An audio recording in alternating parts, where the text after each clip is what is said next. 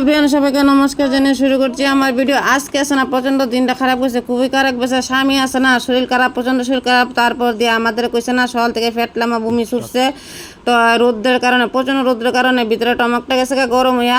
তো আর এদিকে মানে শশার দানা আনছে, শশার দানা প্রচণ্ড রৌদ্র দিছে। রৌদ্রের কারণে খেত গেছে শুকাইয়া, ওই দিন মাটি গেছে শুকাইয়া যাওয়ার কারণে আমি দানাটি ভিজাই এলাইছি।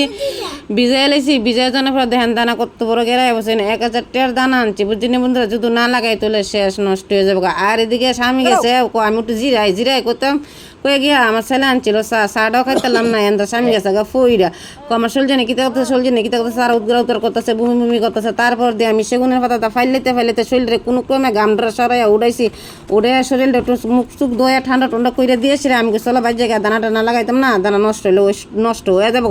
আবার তাড়াতাড়ি করে বাইতে হয়েছে আয়া সেইরা তো এরা চুপ করে ফ্যানের তলে একটু শুয়ে রয়েছে।